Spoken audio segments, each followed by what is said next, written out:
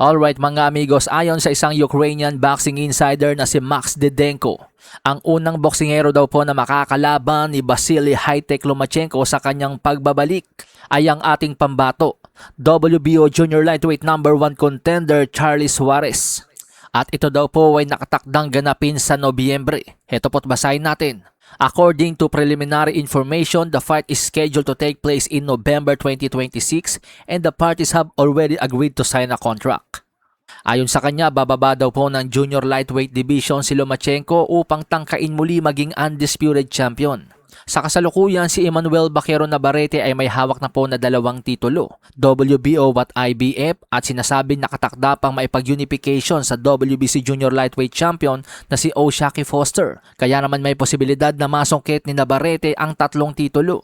Kaya naman kung gusto ni Lomachenko na mapadali ang kanyang pagiging undisputed champion, kailangan niyang unahan sa pila ang number 1 contender ni Navarrete na si Charlie Suarez. Nitong mga nakaraan, kapansin-pansin ang pagiging visible ni Loma kung saan-saan. Kamakailan nakitang kasama niya ang WBO World Lightweight Champion na si Abdullah Mason at ngayong araw naman kasama niya ang prospect na si Juan Mita Lopez. Senyales na aktibong nagsasanay po talaga ngayon si Lomachenko sa kanyang paparating na laban. Hati naman po ang opinyon ng mga boxing fans sa bakbakang Lomachenko at Suarez. May mga nagsasabi na mautak daw po itong si Lomachenko, pinipili niyang labanan si Suarez na alam niyang dati niya nang tinalo. Pero sabi naman po ng iba, napakadelikado daw po ng gagawin ni Loma dahil hindi na siya active ngayon kumpara kay Suarez na parang isang alak na mas lalong tumatagal ay mas lalong tumitindi.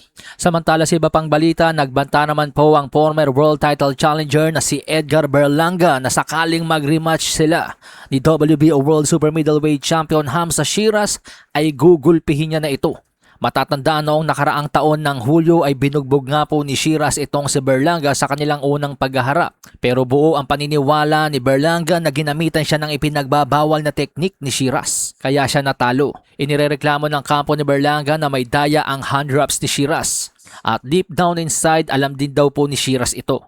Kaya naman sabi ni Berlanga sa panayam ni na Akin Barak, sakali maglaban muli sila ni Sheeraz, ginagarantiyahan niya ang easy work lamang ito.